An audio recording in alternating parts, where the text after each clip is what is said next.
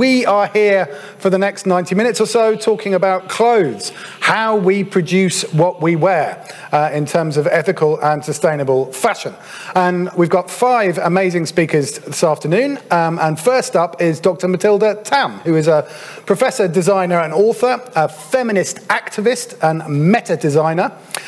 She's been challenging the economic growth logic in fashion for a long time, and her visionary work into researchers' activism is a key part of her activities. She's written books, and she also co-founded the Union of Concerned Researchers in Fashion. So please put your hands together to welcome Matilda Tam.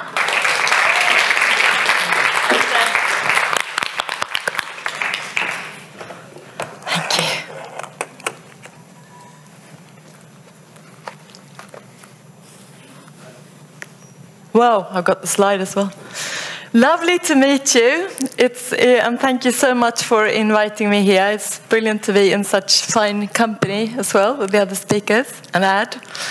I'm Matilda Tam. I'm going to talk about how we produce what we wear through the perspective of Earth Logic, which is a collaboration between Kate Fletcher and I. And it grew out of our deep despair after trying to push system change in fashion for donkey's years. So we launched Earth Logic in 2020, and since it's reached over 1 million people globally, and we've had super interesting conversations with business leaders and activists, and it spawned new initiatives in policy, in industry, and in media, and in education. And I was probably doing something wrong. No, I'm doing something right. Yeah. Basically, Earth Logic is a radical invitation to all fashion stakeholders and other stakeholders to put Earth first. And I'm sure that you know what's wrong. We have to reverse catastrophic climate change super quickly. We know that environmental degradation is inseparable from social injustice. We know that fashion is a significant culprit, and that the gap between the sector growth and environmental and social performance is increasing. Over a year ago, there was a great report talking about why we're not managing, after all our hard work, to reverse the trend, so get net benefits. And I pulled out 4 salient points from this report of why it's getting worse instead of better. One is the concentration of power, mainly to big companies and other huge economic actors, and the reliance on the economic growth logic as a broker of different needs. One is what Einstein would have said as, we can't fix the problems with the same framework that created them. And the third one is an over-reliance on technology and an under-attention on social norms, so actually how we value our lives, what we think is important, what stories we tell about our lives. And the fourth one is isolation instead of looking at the whole. So, for example, not thinking about climate change and social justice together, and separating my personal emotions from the global agenda. And you could say that Kate and I are psychic, because this could have been a brief for Earth Logic. And let's look at change in context. So we created Earth Logic because initiatives directed at the product level of fashion, such as replacing conventionally farmed cotton with organic cotton, or at systems level of fashion, such as new business models focusing on leasing instead of selling clothes, have not worked. We have not seen a net effect. And that's because the sector as a whole is growing, and that is because the logic of the sector is to do more and more and more and more and more and more and more. So our idea then was that, okay, if those initiatives don't work, we have to redesign the logic instead. We have to redesign the paradigm or the mindset or the culture of fashion. And our idea is super simple. It's a little bit like a twist of the kaleidoscope. You see the same beads, but you can see new patterns and options. So whereas in growth logic, it makes sense to make more and more and more and more. With earth logic, which is putting the health of the planet and survival of the planet and all its species, including humans, first, it makes sense to make things last for as long as possible. Earth logic comprises of a series of connected a system of approaches, including goals for production. The first goal is less, and that is less volumes, but also less of everything that drives fashion, including social media. The second goal is local, and that is about strengthening our connections, our relationships, by growing things from where we are, with the people we know, with the species that we learn to love and care for. And it's about increasing our ability to respond after Donna Haraway. And plural is about eradicating sacrifice zones and making a goal of fashion to achieve social justice. And that means integrating diversity in all aspects of fashion life. These are tough lessons, so we need some really strong values to guide our work. And the first value is to stay with the trouble, even when it's tricky, and it will be. If we're not feeling the pain when we make change, we're probably not making a lot of change, so the friction will be there.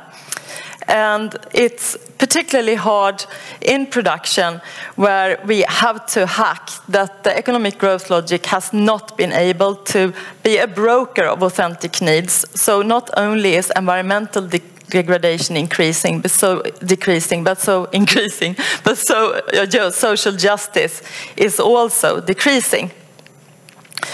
Staying with the trouble means doing less when we've been used to doing more all our lives.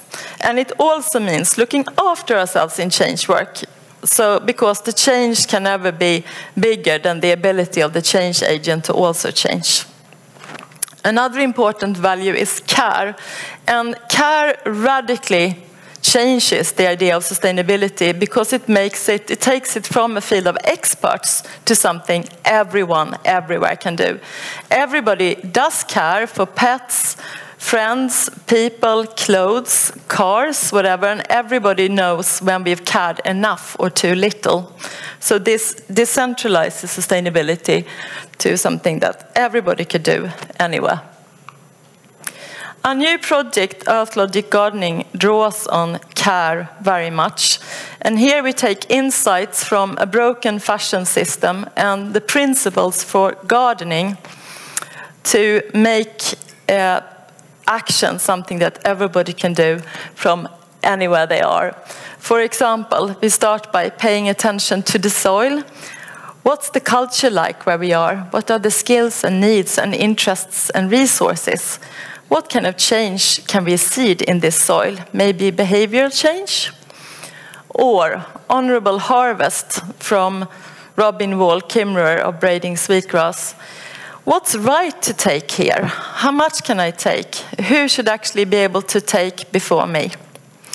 And following, when is it time for Earth and me to have a rest and do nothing? And sorting out the tool shed.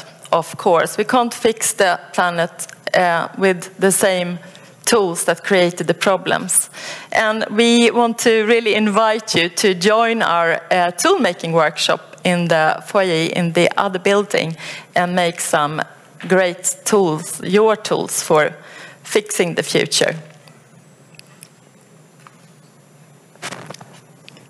It's a bit drastic, but that was thank you. Thank you so much for listening to me. Yeah, I did that. Okay, I'm going to ask each of our panelists, thank you Matilda for that, to ciara us on the stage for the Q&A. So start thinking about your questions now. But next up we have Ciara Barry. Now Ciara is building on some of the things that Matilda is describing there. Ciara co-leads the Good Clothes Fair Pay campaign, which demands groundbreaking living wage legislation at the EU level.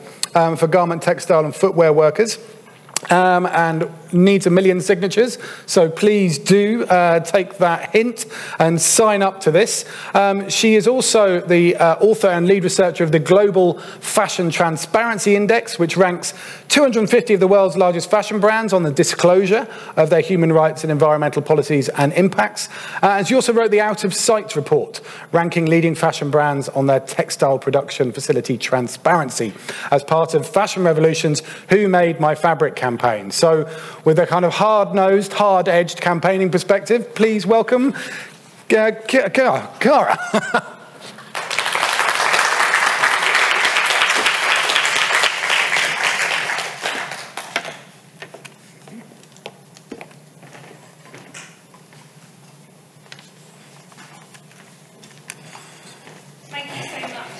My name is Ciara, and I've just been introduced, but I work for Fashion Revolution, which is the world's largest fashion activism movement, and we campaign for a fairer fashion industry for people and planet. And today I'm going to talk to you about a campaign I'm co-leading called Good Clothes, Fair Pay. So I'm just going to start with a video about the Wearing good clothes means the people who made them receive fair pay for their work. But right now, most textile and garment workers cannot afford to live in decent housing, eat healthy food, or go to the doctor. They even struggle to send their kids to school. A living wage is not a luxury. It is a fundamental human right. We demand laws that protect the human right to fair pay. We want to see a living wage for the people who make our clothes around the world. The EU has the power to change this. Help us get to 1 million signatures for Good Clothes, Fair Pay. Sign now. So I know that's just a very quick video, and it's very fast, so it's quite hard to follow. But at Fashion Revolution, we believe there is no sustainable fashion without fair pay. But the reality is that most of the people who make our clothes earn so little that they are trapped in poverty. These workers, mainly young women of colour, earn on average about 45% less than they need to provide for themselves and their families. And the reality of that is, despite working really grueling hours, they struggle to afford things like healthy food, live in adequate housing, they struggle to afford healthcare, and they even struggle to send their children to school. So poverty in and of itself is bad enough, but I just wanted to talk about some of the other risks that intersect with poverty and compound this experience for the people who make our clothes globally. So there's many, but I'm going to talk about 3. So the first is time poverty. What we see with garment workers is the need to work incredibly long hours, 60, 70, 80 plus hour weeks. And as a result, they're not only money poor, but they're also time poor. A second risk that we know intersects with poverty wages in the fashion industry is gender-based violence. When workers are in situations of poverty, as garment workers are, they are more likely to tolerate and they are less likely to report instances of gender-based violence at work. And thirdly, I wanted to speak about child labour. No parent would willingly take their child out of school and into work. However, if families are not earning enough to put food on the table, this is a lived reality of many garment workers. And unfortunately, poverty is the root cause of child labour. Fashion is an extremely wealthy sector. It's a very wealthy industry. It's not that there's not enough money to go around, but what we do know is the money is concentrated in the hands of very few people. Oxfam research has revealed that it takes around 4 days for the CEO of a top fashion brand, so it took a sample of 5 top fashion brands, to earn what a Bangladeshi garment worker who makes those clothes will earn in her entire lifetime. And I think that demonstrates a level of inequality that's in fashion supply chains. So I also wanted to talk about what is a living wage, because I know it can be quite confusing, the word, and people conflate it with minimum wages. So firstly, I'll start with a living wage is not a luxury. It is a fundamental human right that has been long recognised by the United Nations. And that's why I'm careful when I use language around it. I don't say that workers deserve it, or do they deserve a living wage. It's an entitlement and a human right. So despite it being a fundamental human right, in most places where our clothes are made, legal minimum wages are simply not enough for workers to live on. A living wage, on the other hand, is enough for workers to live on, to meet their basic needs as well as their family, to cover for things like housing, food, healthcare, and so on. And you can see on the diagram the components of a living wage. Importantly, a living wage is earned in 48 hours or less, which is a standard work week. And that's really important because it alleviates the time poverty that I spoke of before that most garment workers currently experience. Also, I really wanted to talk about the component, you can see there on the left-hand side, unforeseen events. And this is a component of savings. So in many major garment-producing countries, the climate crisis is a current and lived reality. This is not a distant threat for them. So I'll just take one recent example of Pakistan. As you'll all know, I hope, many people in Pakistan are fleeing devastating floods. And that includes many, many garment workers and people that work on fields and farms. So if they are fleeing, if they're climate refugees in situations fleeing a climate hazard like a flood, they need savings to navigate losing their home, setting up a new home, losing their jobs. Their fields and factories are underwater. And that's why it's such an important component of a living wage. And this is what a living wage would enable every worker to earn in comparison to a minimum wage that we know doesn't. So, we need laws to protect the right to fair pay. In fashion, as many of you may know, for decades has gone unregulated. Years and years and years of big fashion brands promising they'll do the right thing, that they can do it on their own, that we can wait for voluntary measures, that they're going to form initiatives to set living wage targets, that they're going to get there. The reality is decades have passed and we are absolutely nowhere near garment workers earning a living wage. Things are moving at a glacial pace, if not going backwards. And so we just need binding legislation to force the non-movers to do this and to require them to do it. We can't wait for brands to do the right thing. We've tried that and it's failed. And that's why Good Clothes Fair Pay is a campaign we've set up to call on the European Commission to introduce first of its kind, genuinely groundbreaking EU legislation on living wages for garment workers worldwide. Our legislation that we've drafted would ensure that all fashion brands are forced to take action on living wages.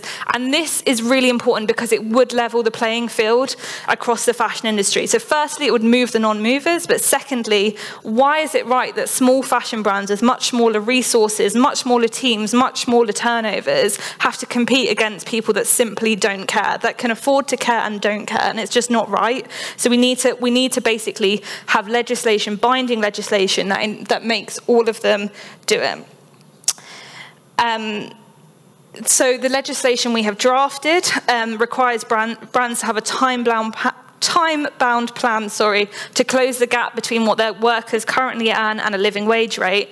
And we've put a particular emphasis on at-risk groups hard hit by low wages, such as women, migrant workers, home workers, and those in precarious contracts, which is extremely common in the informal, fragmented garment supply chains.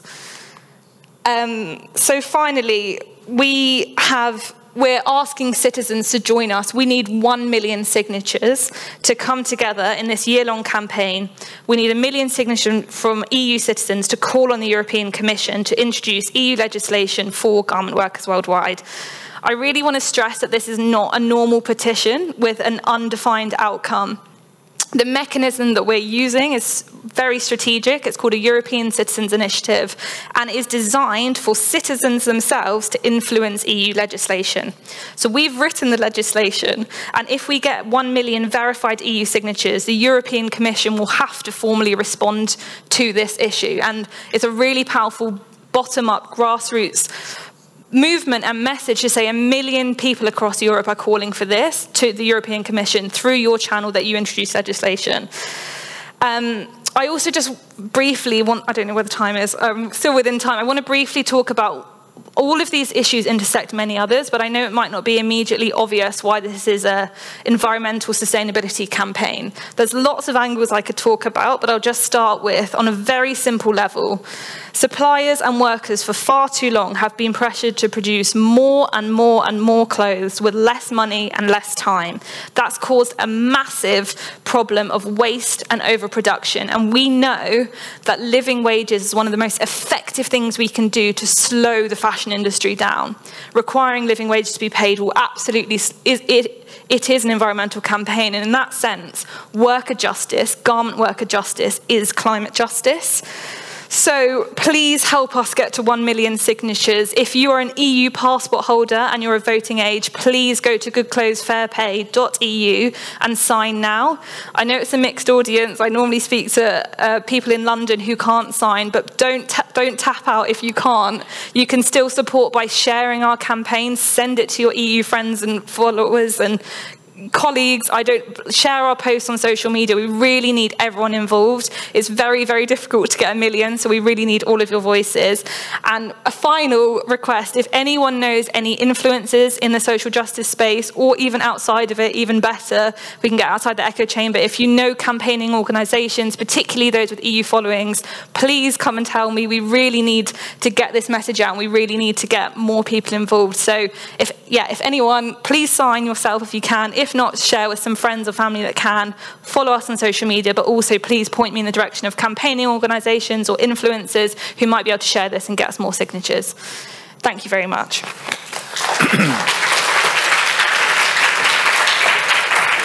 Thank you. Lovely. Thank you, Ciara, for the rallying cry. So next up, we take a slightly different angle. So Barcelona street sellers wove together the city's first union, the popular Union of Street Vendors. This has launched its own fashion brand called Top Manta, which obviously stands up against big brand culture by benefiting hundreds of people, not just one. Probably that CEO that Ciara was referring to, who earns as much in 4 days as a Bangladeshi garment worker earns in a lifetime, which is probably my shocking statistic of the day. Top Manta denounces the racism, persecution and punishment that street vendors also suffer every day. So to tell us more about Top Manta, who have just launched their new line of trainers, please welcome to the stage Lamine, Sarr.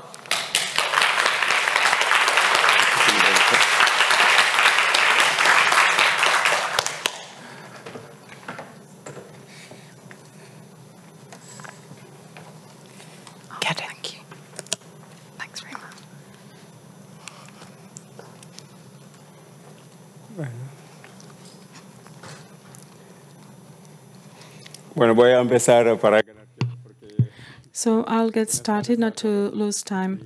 Good afternoon. Well, it's difficult for me to talk about this in such a short time. I'm going to try and be brief. We are a popular union created in Barcelona back in 2015, and we are people that sell clothes on the street. Why are there people selling clothes on the street? Because there is legislation. There is this classist system that we want to really avoid. We are citizens. We believe that we belong here, but the society does not see us as citizens, because even if we have crossed borders, even if we have gone through desert, well, we are judged as criminals. Maybe, yes, we have gone through immigrant centers, and well, after that we come here and we believe that we can really see our dream come true. We believe that we can come here and have a work, but this is not possible actually. So when we created this association, first we wanted to really show the challenges that people living on the streets face, because many people see us on the streets, but they don't know why we are here. We are living on the street because this is the only option that we have. We don't have any housing. Everywhere you go to look for a job, the first thing they ask you is to have a document, and we don't have this document. If we haven't been living here for 3 years, and if we do not have a labor contract, and it's impossible. No one can have this 1-year contract. This is why it is imperative. We thought that it was imperative to get organized. We were organized already, but not in a formal way. So we were able to get organized back in 2015. We faced many, many difficulties for getting organized, because when we created this association, well, we couldn't even open a bank account. It was very difficult for us to do so because we did not have the legal papers. So we needed to change the statutes so that we could organize a crowdfunding also for launching this our brand. Well, we created this in 2015.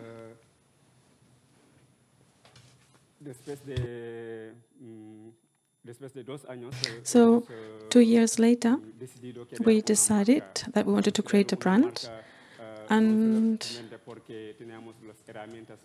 we did so not because we had the tools for doing so, but because we were so willing to do so. We wanted to do so because we saw the big brands, what they are doing. We know that the activity that we are doing on the street is really a free advertising for big brands, because we sell their brands. And so we have this free publicity, and we are really punished by the system, because all big brands would like us to sell their products on the street, because this is free marketing, free publicity. That's why we wanted to create our own brand. And so we decided.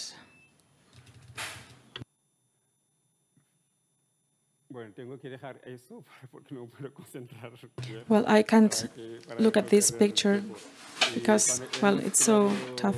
Well, so when we created this brand, we also wanted to show our new model. We didn't want to just create just another brand, but we wanted to create a brand which would educate people.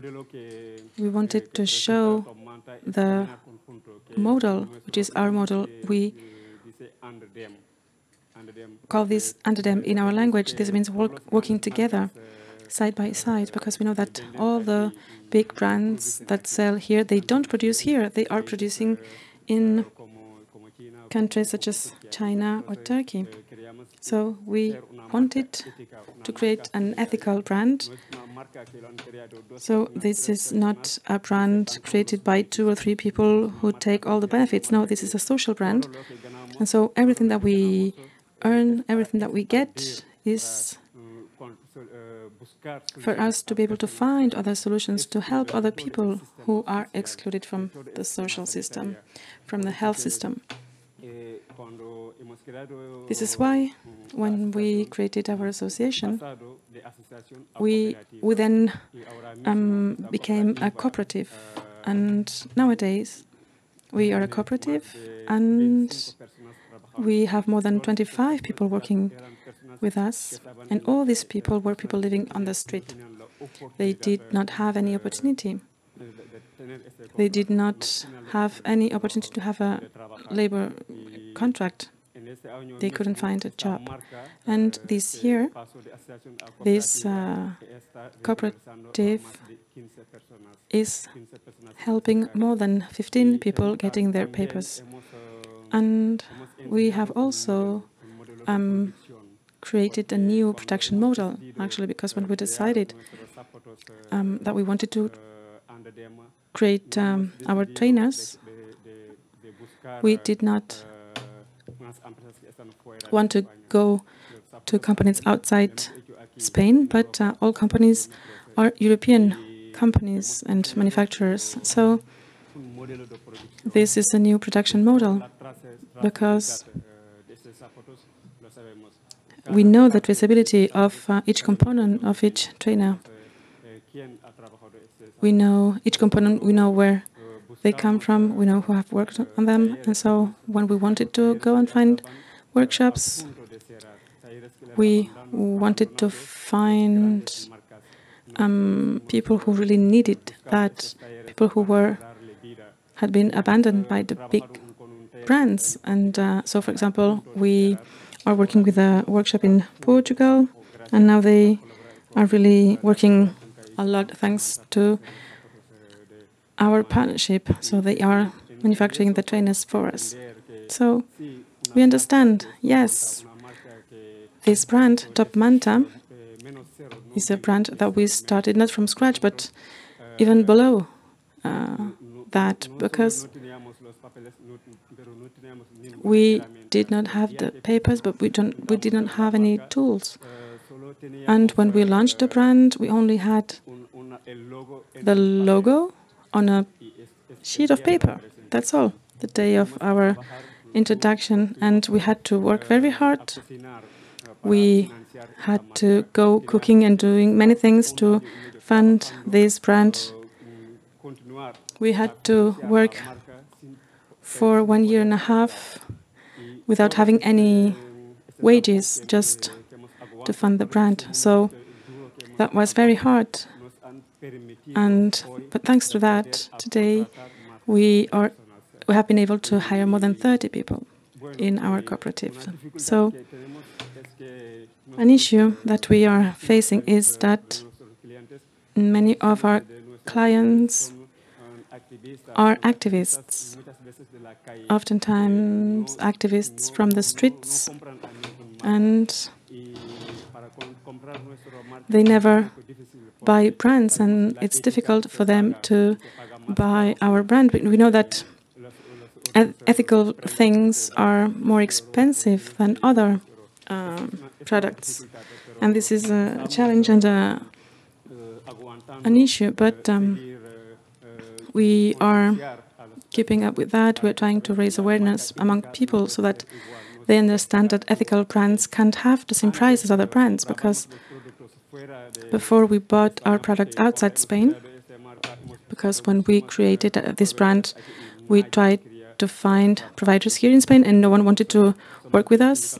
When we said, well, we are from the top Manta trade union, they said, no, we don't want to work with you. But now we are just in this transition, and all the products that we are manufacturing, well, all the designs are created in our workshops. Everything is done here, locally.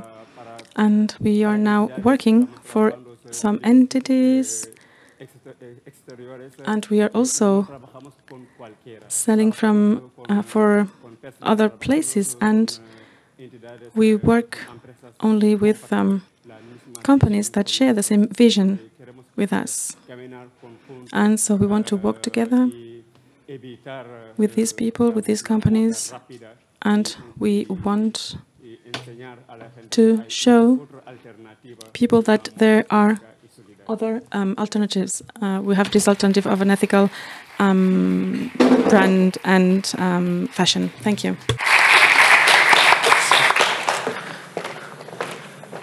Lovely. Thank you, Lamine, with an excellent example of what we might call human-centered design.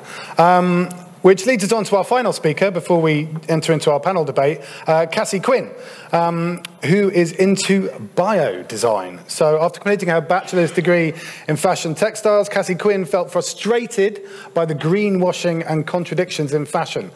This led to her exploring the world of bio-design and the founding of regenerative design studio CQ Studio. So please welcome bio-designer Cassie Quinn.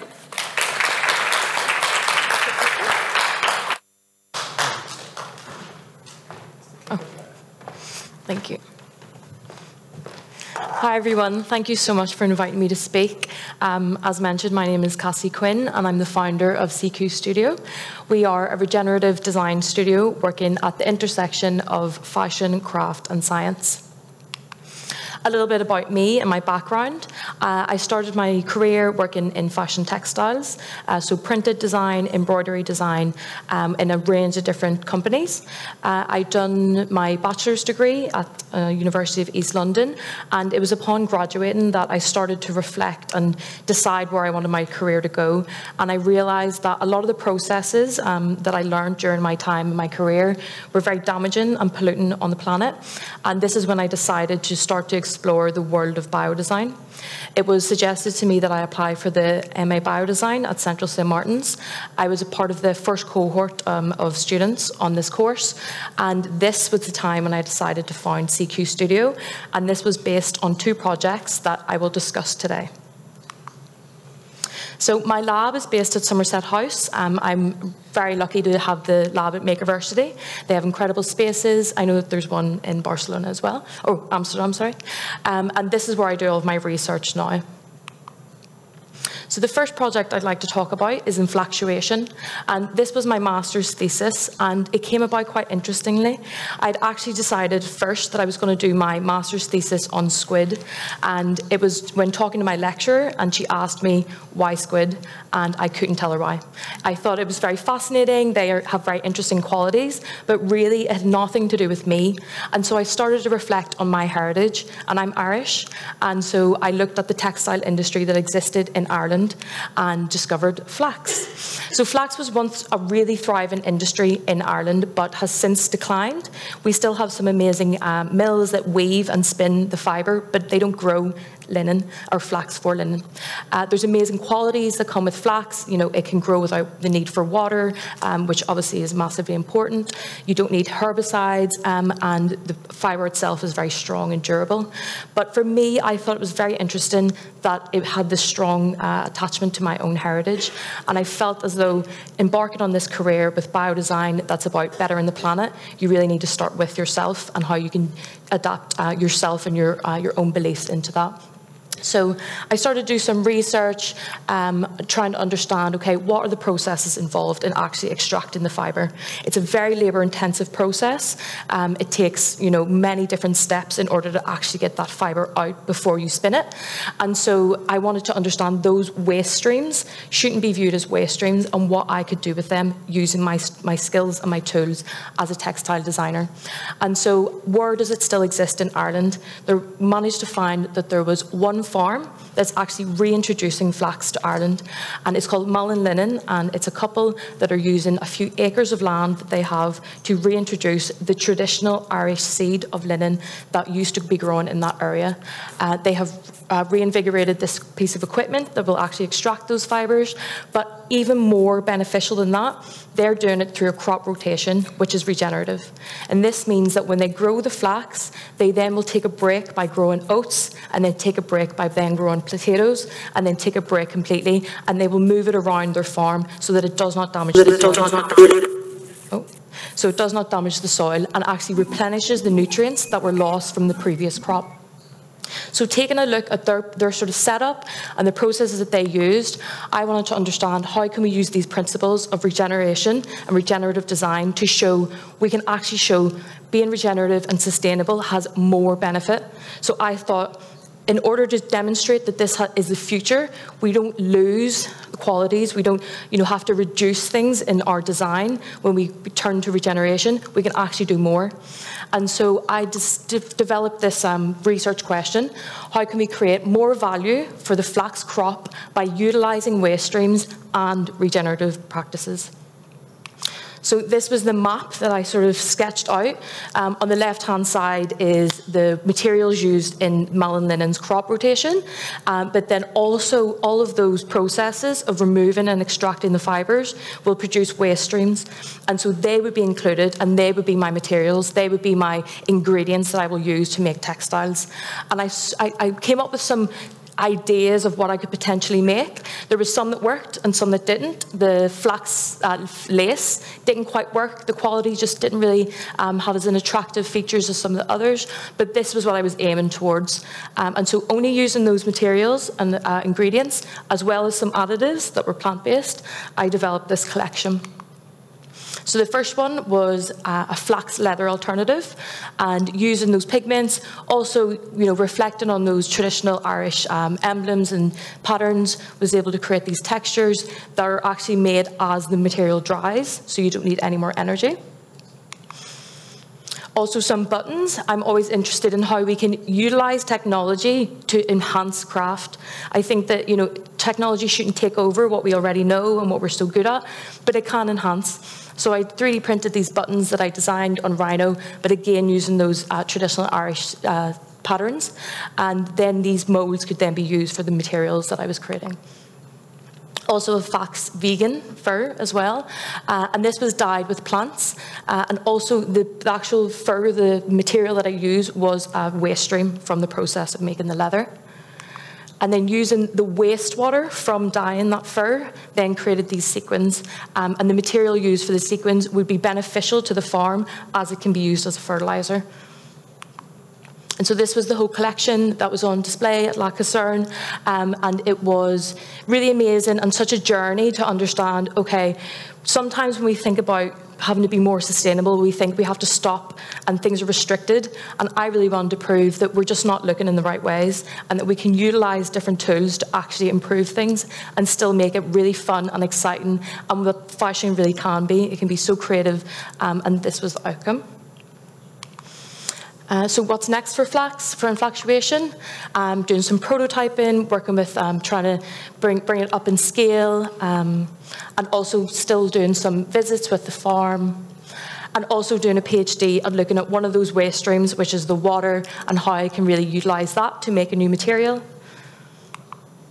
And so one last project that I want to quickly talk about is accessories. So this was during my master's as well, and it was for LVMH and Maison Zero, and it was for the IUCN conference in Marseille, which is a biodiversity conference, and they asked us how we could use biodiversity as our sort of subject matter to create anything. It could have been a system, it could have been a product.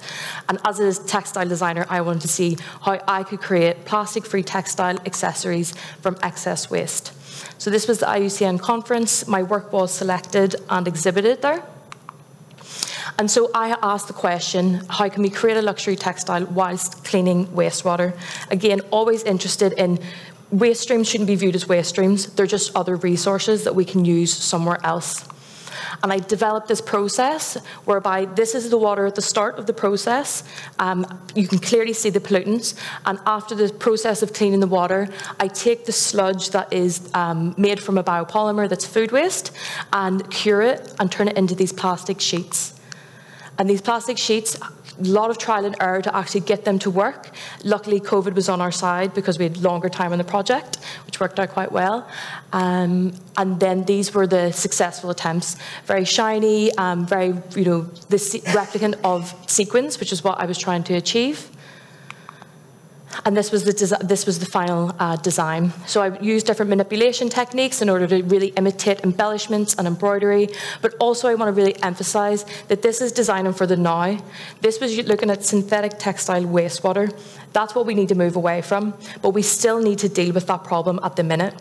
Luckily for me, I actually have been able to discover that it works with natural dye wastewater, and so now it's transitioning into what we should now be moving towards. So the next steps for accessories is scale and collaborations. I think that these materials really are only showing their true potential when we put it into the context of what they could be. And so now I'm starting to work with designers and brands to show what the potential can be.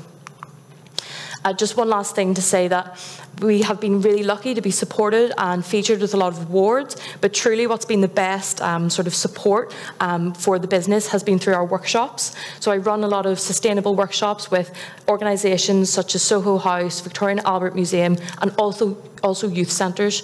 And it really is through here that we have the conversation around our materials and why they matter and why we need to do better. So thank you so much.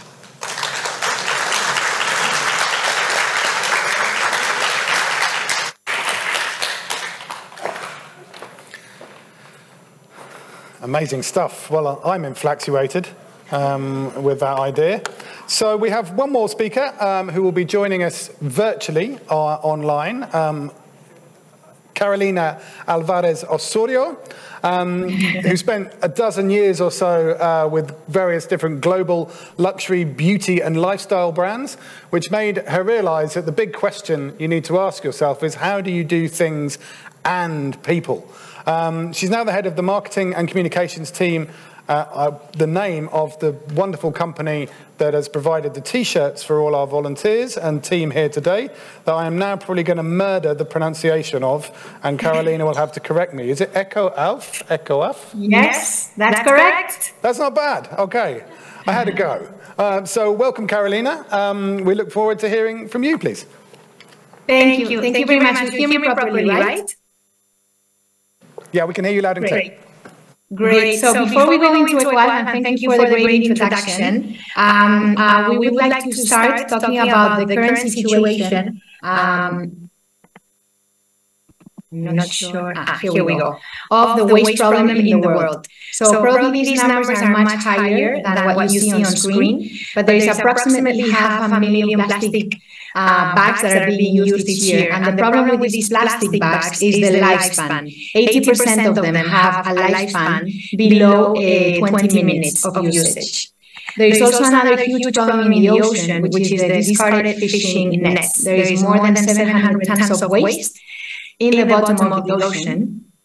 And unfortunately, when these nets are floating, once they go down, they take away a lot of marine species along with them.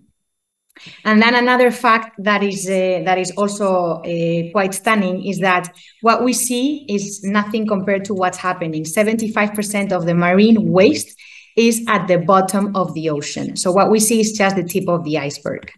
Now, going into the fashion industry and why we are here today, well, we all know that fashion is the second most polluting. The garment production is exceeding an amazing number every year. We've seen during the pandemic that our planet was shaking and that we needed to act, and fashion has the responsibility to go much more beyond and to be responsible. It's not just about looking good, it's about doing what is right and feeling good about it. What you do is not enough, how you do it is, and the current business model of the fashion industry doesn't work. Now, going into EcoAlf, I would like to start by saying that the brand was born in 2009 with our founder, Javier Goyeneche, and actually the name comes from the initials of his sons, Alfredo and Alvaro. So EcoAlf represents the fabrics of the future generations. The vision was to stop using natural resources, and the mission was to create the first generation of recycled products with the same quality and design as the best non-recycled. This, of course, was in 2009 in Spain, because we are a Spanish company. So you can imagine that there were a lot of challenges in the way. One of the biggest challenge was the mindset. Whenever he talked about recycled materials, people would think of low quality products and not good designs. And then the other bigger problem was that we couldn't find good recycled materials. So he had to travel a lot. And he spent around 3 years traveling, trying to find the right composition, no? And he met an amazing woman in Asia that was using plastic bottles, recycled plastic bottles, to do carpets. And we started working with her at the beginning. And since then, since 2009, we have been able to recycle more than 500 materials using different types of waste. So from plastic bottles to fishing nets to tires to post-consumed cotton, which I believe t-shirts that you're wearing today are made with this, as well as wool, coffee. And we also use low impact materials depending on the seasonality. Now, the communication is very important for us to make it very simple to the end consumer. So in all of our jackets and outerwear and pieces, we explain very normal and very clear how many plastic bottles we're using to create 1 meter of EcoAlf fabric. Now, this is the story of EcoAlf, the fashion brand. And now we're going into the story of the EcoAlf Foundation. In 2015, Javier received a call from a fisherman that told him, why are you recycling all these plastic bottles and all this waste from Earth when you should come out fishing with me and see the amount of waste there is in the ocean? And of course, he went out fishing with the fisherman, and he saw that every time the fisherman pull up the nets, there is this huge amount of waste coming out of the water. But not just plastic. There is glass, there is tires, there is different types of waste. And this is all thrown back into the ocean. So he started thinking, and he built a foundation to create this project, Upcycling the Oceans project, which is a very simple project that we started in 2015 with 3 fishermen in the port of Villajoyosa, in the Mediterranean coast of Spain, where we put containers in the boats. So when they go fishing and they collect all this waste, they throw the waste in the containers. Then we put bigger containers at the port. So when they arrive to the port after 12 hours fishing, they can throw all this waste into the big containers. This is then collected on a weekly basis, all the containers, where the different type of waste is separated and classified. Then each type of waste is being sent to the different recycling facilities, and EcoAlf keeps the PET, the plastic bottles, that is then recycled and converted into flakes, pellets, yarn to create then our products into sneakers or coats. Now, this project started in one port with 3 fishermen in 2015. It was then replicated in Thailand across 5 islands with the support of the government of Thailand, as well as the fishermen and beach volunteers. And today it has expanded into the rest of the Mediterranean, into Greece, Italy, and France. And I will share with you some data as well. We have collected 1,000 tons of waste from the bottom of the ocean, and we have the support of more than 4,000 fishermen across the Mediterranean Sea. In Spain, because you're all there now, you can see that we are active across all the port line of the Mediterranean coast. And this is now where we are active as well. No, we are active in around 20 ports in Greece, a couple of ports in Italy, hoping to grow more towards the end of the year, and also growing in France. And our mission is to continue to expand the Upcycling the Oceans project and clean the bottom of the Mediterranean Sea by 2025 with the support of more than 10,000 fishermen. Now, it's very important to also highlight that these fishermen are not being paid. They're doing it voluntarily because of what they see, because they witness the state of the oceans. And of course, one of the, I'm not going to share with you today because we don't have time, but we have a video with different voices and with different fishermen telling us, no, that if this is only part of their job and this is what they're doing, but it doesn't help if us in the cities, we're not responsible. So it's all about all of us and the different stakeholders taking responsibility. But I do want to show you a video so you can actually see the state of the bottom of the ocean, which is what we don't see very regularly. And then you can also see the process of how the waste is collected. This is now all the plastic, the PET, and how it's then transformed into new yarn.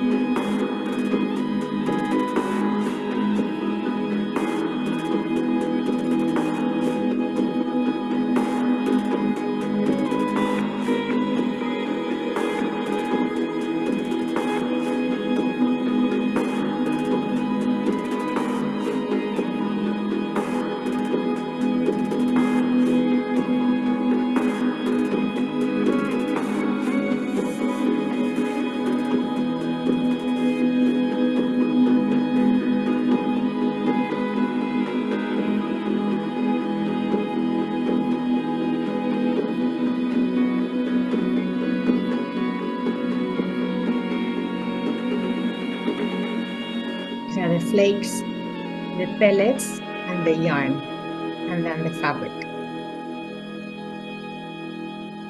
And for you to see an actual product, this is something that we launched 5 years ago we called it Ocean Waste on Purpose. The top part is made with the ocean yarn. I think there was approximately 7 plastic bottles recovered from the bottom of the ocean. And the sole, the outer sole, is made of algae. And also we started carrying life cycle assessments to understand the environmental footprint and the CO2 emissions footprint. And we saw, MIT states that the average CO2 footprint of a sneaker is 13.6, whereas the shower sneaker is at 4.51. So we try to monitor, evaluate, and improve every season to lower this. We also started to put our technology of BCOM across all of our garments. And this is something that is now available in our website behind every single product, as well as in the physical product. There's a QR code inside next to the composition label where we can check and track where the garment is coming from and all the different impacts it has. So from a consumer standpoint, it's very educational because it shows how much water savings, CO2 savings, kilometers, designer certifications are behind the garment. And then internally, it helps us evaluate and improve every season what we are doing. And then before I finish, I wanted to share with all of you the Because There Is No Planet B movement. We've been receiving pictures of people around the world, different ages, different cultures, but all united with the same mission, no? Which is to protect the only planet that we have. And this is something that we like to showcase, and that we want to grow and to make a very strong movement behind, because there is no planet B. And just to finish, one of the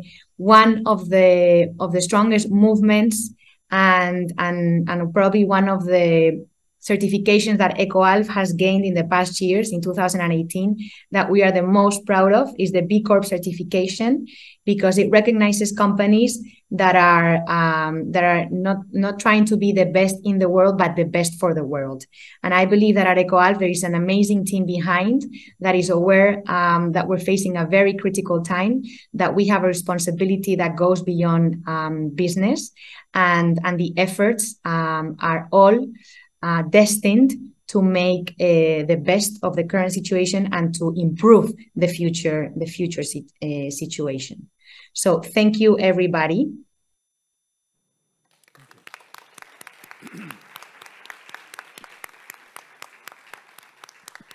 Thank you, Carolina. Okay, so we have an incredible panel of people. We have just over half an hour. I'm going to throw the questions open to the floor in a moment, but I'm going to open up to get us kind of going with a couple of questions to our different panelists. So a question to Matilda and Ciara first, I think. You know, I think you both expressed an element of frustration. Why are we still here 20 years on? I mean, Matilda, you gave some sort of diagnosis. And Ciara, you sort of hinted at some of the problems, but why is it these big brands in particular are still getting away with it after so long? Because we've been interrogating and challenging them. I've worked in sustainability for half my life, and I feel like this conversation has been like a rolling thing. There's loads of amazing stuff going on, but without becoming like a stuck record, in the previous session, we said it's not enough to do the good stuff, which all of you guys as innovators are doing. We've got to stop doing the bad. And why is that not happening? Do you well, it's a complicated and frustrating answer, I think. Yeah. So firstly, I mean, there's many factors at play. There's a couple that I'll draw on. Firstly, I mean, there is a bit of momentum at EU level, at US level, for legislation now in a way that there never has been before. But the fashion industry for decades has been categorically unaccountable to the people and planet because the legislation just does not exist, or it's certainly 5-10 years, like it's just gone unregulated for many, many years. And so that I think that lack of, I mean, I would say that because I'm leading a legislation campaign, but I genuinely think we need binding legislation to force the non-movers to do it. I think other factors that are at play, I guess there's a bit of cognitive dissonance in that I think we all know that, well, maybe we don't, I'm not sure, maybe I'm just too in this world, but I think a lot of us know if we buy a t-shirt for less than the price of a coffee, that can't, you know, there's a disposability and an element of that, and we must, there is, I think a lot of people know that there's stuff going on behind the scenes, but maybe don't want to confront it. And I think the reality is the lack of transparency and traceability in the fashion industry, which is something that Fashion Revolution, the organisation I work for, have been campaigning for since we were born, since we were founded in the wake of the Rana Plaza collapse in Bangladesh. And it was a lack of traceability and transparency that contributed to that factory collapsing. So the fact that fashion is very informal, fragmented, that you don't go straight, you know, there's a cotton farmer, then there's spinners, dyers, mills, ginning, spinning, there's so many processes, there's so many people along the way. I think because it's so fragmented and untraceable and untransparent, those contribute. And as I say, the lack of regulation, people are hidden in supply chains the whole way down. The further down you go, the more vulnerable people are and the more hidden they are. And so we just don't, the brands don't take responsibility for them because they haven't even surfaced these lives and these people. So yeah, I think it's a lack of regulation, a lack of accountability. I also think there's a lack of will. You know, as you said, we need innovation and we need people to be proving, and you know, blockchain will really help with fashion supply chain traceability and transparency, but we don't need to wait for that. We can just start going with what we have. But yeah, I think a lack of regulation and also a lack of the nature of fashion being so fragmented and informal, and the lack of transparency and traceability certainly doesn't help. I agree. I think, as I said before, I think a huge problem is the over-reliance on the economic growth logic, and that is totally intertwined with racism, sexism, a West-centric society, human exceptionalism, which means that we think other species are not as valuable as we are. So they all go together. But one thing that Kate and I, so my collaborator with Earth Logic, we notice again and again when we talk about Earth Logic that many people think that rocket science is a lot sexier than common sense, because actually it's very simple. We need to move from 4 planets to 1 planet. That means we need to do less. We need to make sure that people have less today can have more. That means that we have to share. My kids can do that. It is not rocket science, and we have to accept that it's not. Yeah. And that is hard, I think. Yeah. But and that's why, listen to the kids, listen to our hearts. It starts in our hearts as much as anywhere else.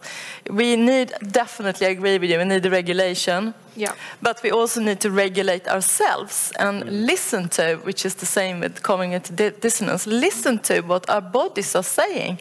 We know when it's enough, it's just that we transgress it. We know when we're treating somebody like shit, we just choose not to listen. We know all these things, but we need to listen to it as well. And that means also slowing down sometimes. Yeah. No, I mean, the data I was looking at last week was saying the average American, and I know we're not all perhaps consuming at the same level as Americans, but buys a new item of clothing every 5 days.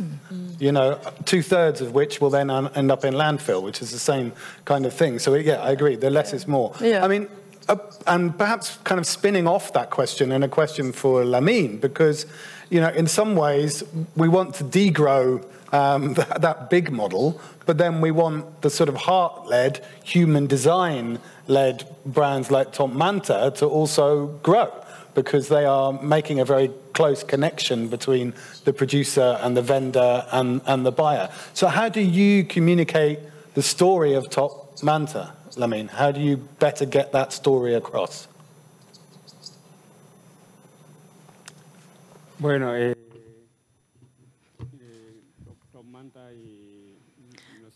Top Manta.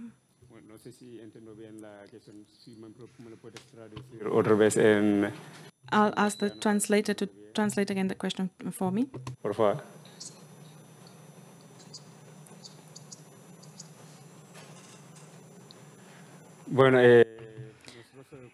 Well, when we created this brand, we created it not just to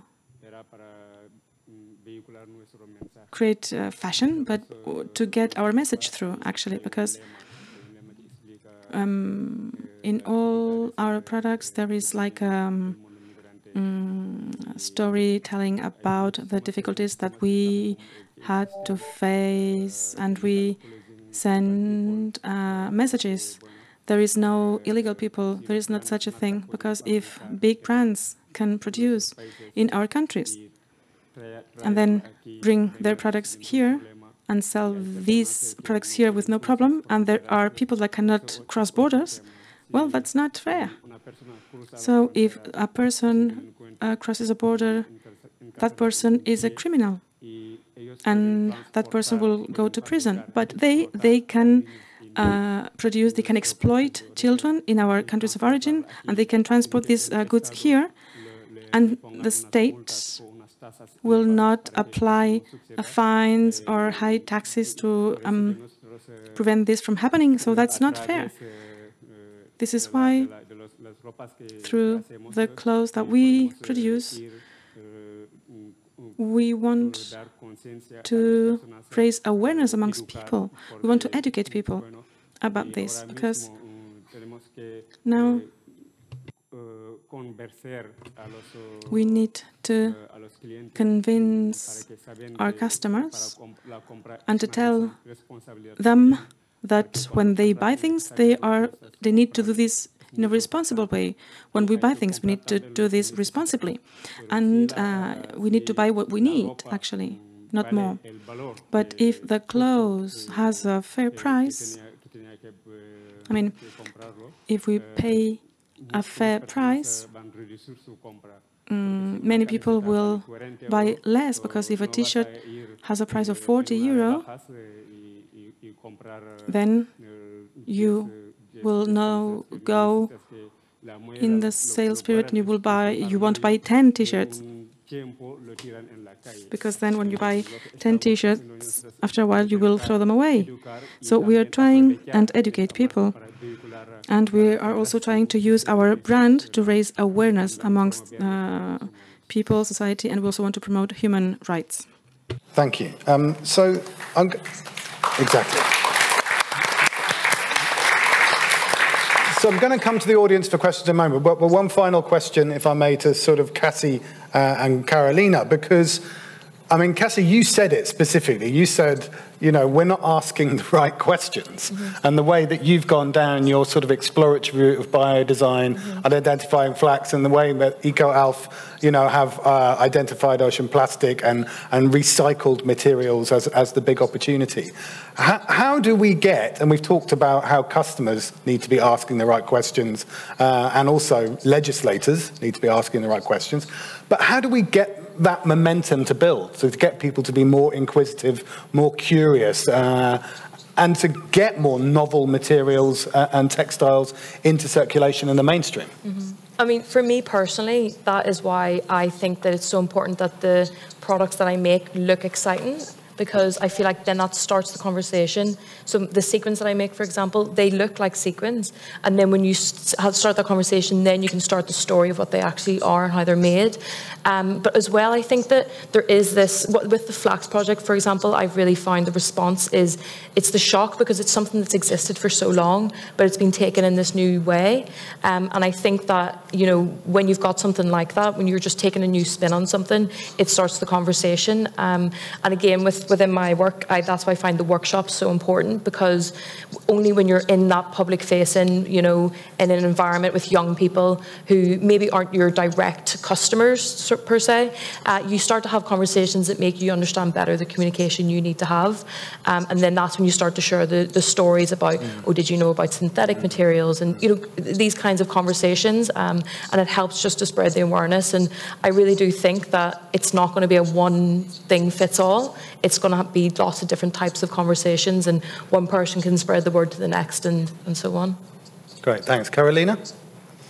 I completely agree with what she just said. And so absolutely educational marketing, and try to be very, very simple in the way we explain, because I think it can become very overwhelming, and there's so much information out there and so much data that I think we need to give a little bit of background of why we're doing things and how we're doing it, and the impact it has behind. But foremost, like, why are we doing it? No? Why are we working with recycled cotton instead of cotton, no? And try to talk about the water problem and the water consumption. So I think it's about the narrative that we use to be very transparent and very simple.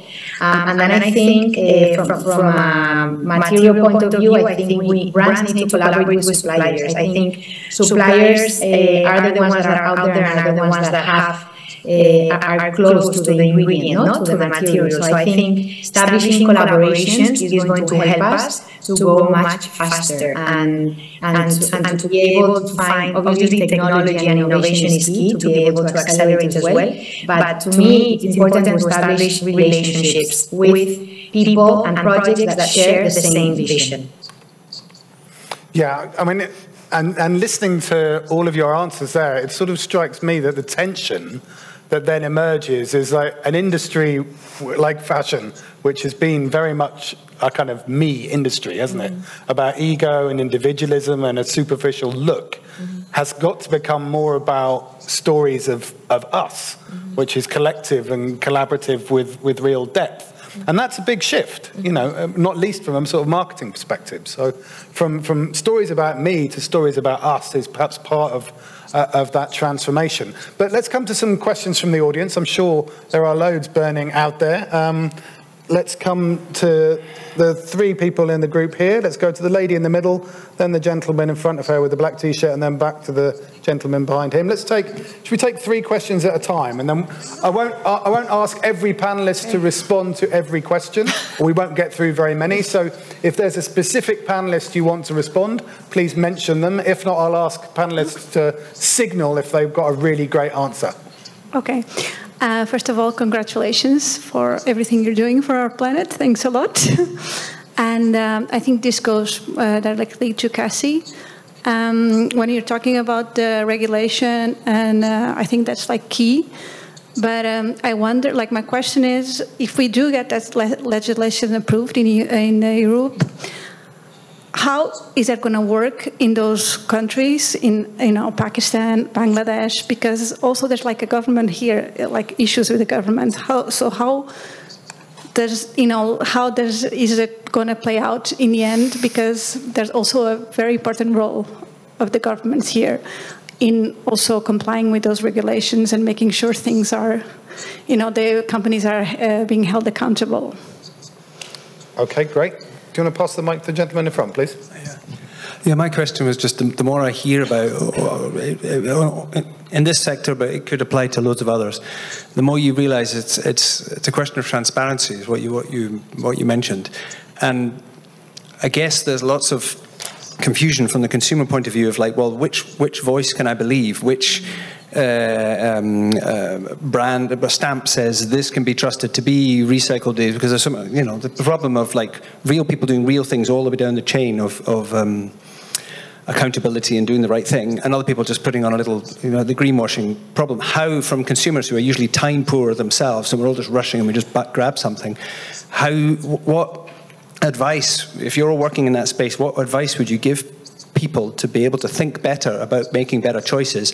And are there issues arising in the what's the word, not the legislative, the people who actually tick the box and say these people are doing it right? What's that word? Christ, I forget the word. Auditor? Yeah, exactly. The auditing space where they're getting, is there problems in that? Is it becoming a mafia? Is it going in a really good direction? That's my question, basically. Great. And we'll take the gentleman behind as well. We'll take them 3 at a time. Okay. Well, thank you very much, everybody, and congratulations and everything. I have a question for Carolina. First of all, I want to recognize the great work of EcoAlf on raising the standard of the industry way above the average.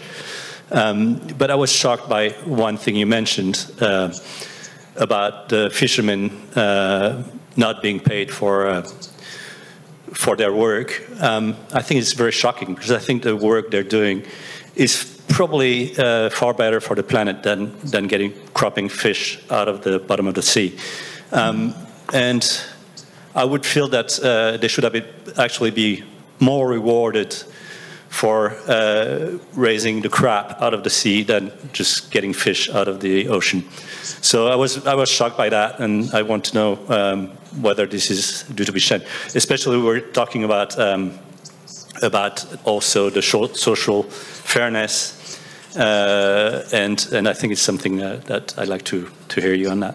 Thank you. Okay, great, thank you. Okay, so Ciara, let's go with the first one for you then. How will that legislation work in the field? How does it get enforced? Because we obviously know there's a lot of co-option and coercion that still goes on. How do we get that kind of trust and verified approach? Yeah, so it's just such a big question, and I don't know how much detail to go into, because I am a bit of a policy geek myself, and obviously having drafted the legislation very closely, there's many aspects to this. What I would say is, if you are also really interested in the detail, it is on our website, so the full legal proposal, you might not want to read that, you might, but the whole thing is available, and we also have a presentation where I've tried to shorten down what are the main takeaways. But this legislation is so transformative, it really changes how things are done. So one aspect of it that I'll speak about is we're asking the European Commission to enforce something called low wage, high risk. So I spoke about living wages because that's the main component on the legislation, but we're also looking at freedom of association and the right to collective bargain and trade union rights and access. So if a country either has a very low minimum wage and or restricts freedom of association, then that would become a country that, if you're going to source there, for example, Myanmar is an obvious example of where freedom of association is repressed or wages are low, then there has to be enhanced due diligence. And I agree with you what you're saying about, things go on underhand in supply chains, but the way that so firstly, this law has very strong traceability and transparency requirements. So it's not just living wages, it would also require every facility, not just factories, but also processing facilities like spinning mills, to list how many workers they have, how many are female, how many are male, how many are migrants, what's the average take-home pay, what's the name, what's the address. And that level of traceability brings a lot more confidence. But also, the other aspects of it are that because brands will just have to pay more. That is going to be the reality of it. That's how it's going to, it's really on brand purchasing practices where we're putting the onus. So we want to flip the model. Actually, there's been a massive race to the bottom and a deregulation. I empathise with countries, like, for example, right now, loads of garment manufacturing is flocking to Ethiopia where there is no minimum wage. It doesn't exist. There is no minimum wage law. And countries like Bangladesh might be nervous to put up their minimum wage or to introduce environmental regulation because they might lose out to their neighbouring country. And so rather than put the onus on brands and this deregulation, we're doing it on the import market in the EU, and that's particularly strategic. It also means it's a directive, so the EU will have to enforce and uphold it, and part of the high risk, low wage that I talk about is part of that enforcement and making sure it happens, because they're going to have to bring out a list of these countries and subject brands that are producing in these countries to even higher due diligence. And basically what it all comes back to is, can you still hear me? Because I've gone. Okay, great. It all comes back to pay. These brands are going to have to pay more, and the traceability requirements of the legislation will also ensure that that goes further down. Great. And so then the second question was really around customer confusion and trust. How, as a punter out there, are you supposed to understand what the better choices are to make? And that might be for someone else to answer. Until you can answer that. No. I'll start quickly, which is, if you're interested in fashion transparency, we write an annual report called the Fashion Transparency Index, so I'd really encourage you to go and have a look at that. But at Fashion Revolution, we never really we think every individual action matters, and we try and give people alternatives. So things like, the most sustainable clothes are the ones you already own. You don't need to go out and buy sustainability. In fact, please just don't buy anything. That is the most sustainable thing you can do. Look after what you have. If you do need to buy new, there's avenues to look at, like renting, repairing, second-hand, all of that before you buy new. But actually, when consumers are buying new, where we put all of the pressure, all of the onus is on big fashion brands and on government legislations that are letting people down. The most informed decision a consumer can make is no decision. You shouldn't have to go in and check. Of course, people don't have time, or I look at this greenwashing for a living and I still get confused by sustainability reports. Like, it's not on the consumer to decide, does this happen? Is this the right label? Is that not? We need to change the landscape where brands are not allowed to produce in a way that is so detrimental to planet and people.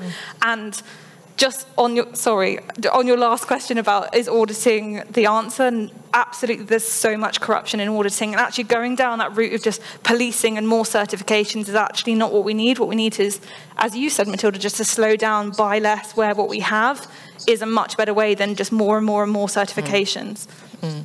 I think also it's really important not to identify as the consumer, but to adopt a much more active stance, and not let yourself be confused and think, oh, I'll wait to do something differently until I know.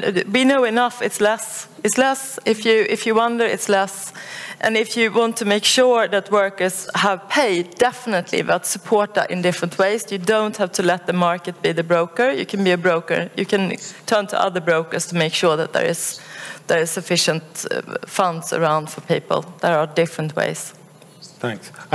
Carolina, should you be paying fishermen to catch your plastic? So thank you for your question. Actually, there was I was trying to think of the name, but there was a Fish for Litter. There was a program called Fish for Litter in France, I think it was, a few years back, where they paid the fishermen to collect waste. Now, when the government ran out of money, the fishermen stopped collecting the waste. And even worse was that the fishermen brought the waste from their house or got the waste from Earth. So they weren't bringing any waste from the ocean. So I understand the point you're saying. What we are doing here at the end is we're putting a bin on the boats. They're already collecting this waste. What they're doing is they're fishing. And when they fish, they collect the waste. So instead of throwing it back into the ocean, they have the opportunity, well, they have a decision to make, to throw it back or to throw it into the bin. And most of them throw it into the bin. And this is where then we go in and collect the bins and do all this service. So at the end, it's a bit like us on the streets, no? Like you wouldn't, like if you have waste, you wouldn't dump it, no? It's a choice you make. But the problem with this, and another question that I get asked a lot, is if we're also being supported by governments or by other stakeholders. And unfortunately, the reality is that no. And I don't know if this will change at some point in some countries, because also it varies by coast to coast and it works differently. But this is the real situation right now. Okay, great, thank you. Right, let's take another quick round of three if we can. Hands up, lady down the front here. I start? Yeah. Hi, my name's Victoria Masters. Thank you so much for those really inspirational and insightful presentations. I work here in Barcelona. I teach in higher education, and I also work in the community with young people. And I'd like to hear your ideas and suggestions about what we as educators can do to tackle some of the issues that you've mentioned. Thank you. Great, thank you. Any more? So I'm straining to see in the dark here. Anyone else waving their hands that I can't see? There's one at the back. Yeah, I can't see that one. So let's go at the back, and then the lady in the grey top, just halfway down.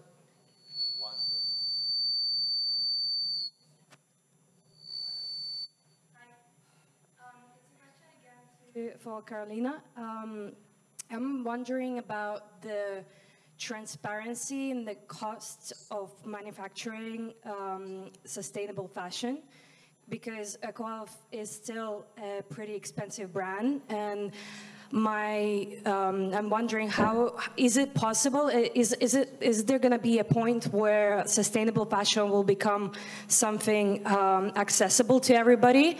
Because I think that's one of the main issues that we have. Because as Ciara was saying, like, we need all those regulations, and there need to be a lot of things going on, but the cost that the companies would have to pay for this regulation, so for doing sustainable activities or whatever, is the cost that's going to be passed on to the customer. And is the customer ready to pay the price? Like, what do we need to do that for the whole of our consumer society? I know that we don't have to buy, we shouldn't be buying fashion, but if you have to, and for those who don't have enough means to buy, how they will be able to do something good and sustainable and good for the planet if they cannot? And that's mainly my questions. Thank you. Okay, thank you. And then in the middle, please. That lady just there.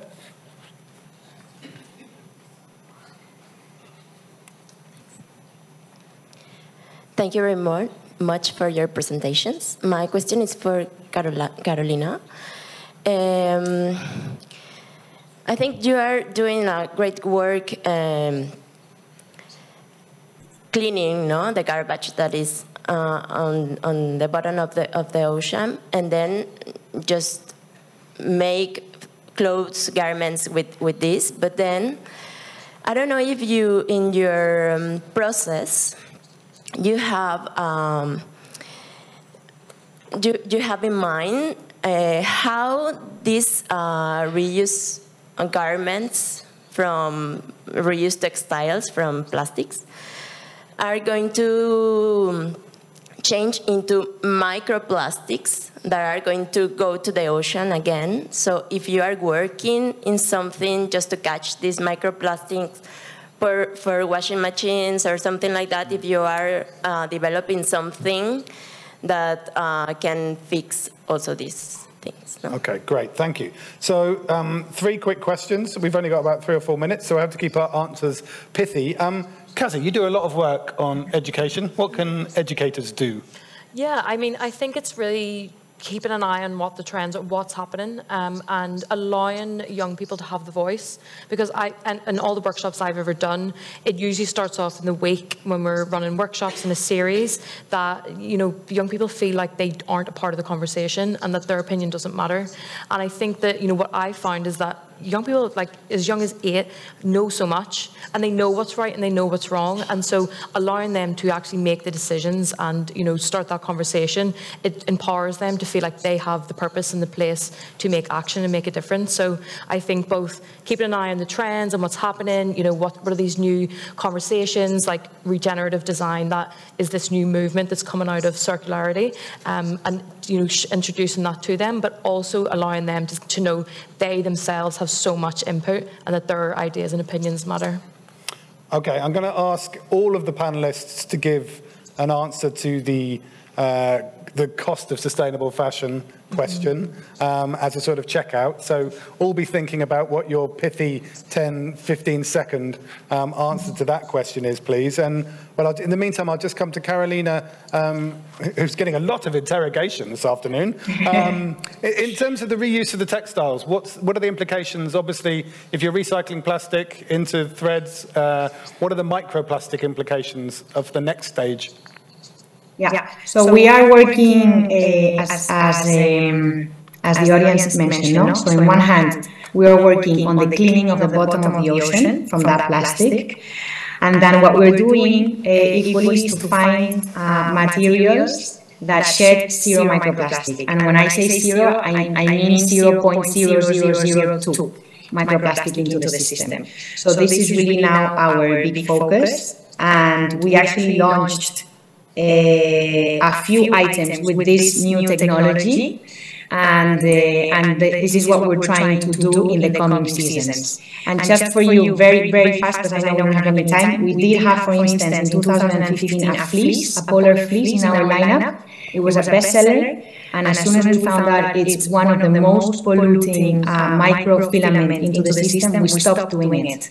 And we haven't done any polar fleeces. But we are working on one for the past years that will be done with zero microplastic yarn, and this will come out next year. In the meantime, anything made with recycled polyester or any fiber that sheds microplastics, my suggestion is to use the Guppy bag, which is also a way to block it from the I don't know the word, tuberías. Wash machine? The drains, yeah. Drains, thank you. Thank you. And would you like to give us your response to the affordability of sustainable fashion question in 10 seconds? In 10 seconds. Well, some of the panelists were saying, first of all, we need to buy less. Yeah. But I think we need to buy less, but we need to buy better. This means high quality products, which is durability. And this at the end has a cost, no? So a lot of the consumers were used to t-shirts that are 5, 8, 10 euros, and they don't last. So I think it's about buying less, and I think the moment we have the big brands also working with sustainable materials, the prices will be lower. But the technology right now is making the price slightly higher. But again, I don't think it's an expensive price when you look at the durability of the products. Okay, 10 seconds, everyone. Matilda? We have to share the pain. Today, loads of people, we accept sacrifice zones and that people pay the cost and other species pay the cost. We have to take on more of that pain and more of that cost, and that includes me and everyone I know. Thank you. Ciara? Well, if you go on the Good Clothes Fair Pay Instagram, a couple of posts ago, we did a demything that labour costs make up a significant cost for big fashion brands. Labour cost is a very, very, very minority component, about 3% of the cost of the overall product. So it's a myth that kind of doubling those costs overnight will make a massive markup on clothes. And also that cost can be absorbed by these billionaire-owned brands that make millions and millions. That's who we're going after, the brands that have billionaires at the top that earn so much in 4 days as a Bangladeshi garment worker earns in a lifetime, and the governments. That's where I'm putting the pressure, not on people that can't afford any better who are in a cost of living crisis. It's just the wrong focus. Thank you. Lamine? I believe that it is impossible for us because we don't have sophisticated equipments. What we have is people that manufacture our products as they can. So we really do not have a possibility of changing this as of now. Maybe when technology will improve or change, maybe yes, then we will find a way for us to produce a T-shirt in 3 minutes instead of in 10 minutes, so that the person that manufactures it has a fair price, a fair wage, sorry. We don't get paid enough, and the lower end, we don't get paid enough, and we need to take that money from those on top. Not only would it reduce the price of things, but also it means that we'd have more money to be able to spend on things. So that's, for me, where the cost really lies in. Lovely. Okay, so can we put our hands together for our panelists? Thank you.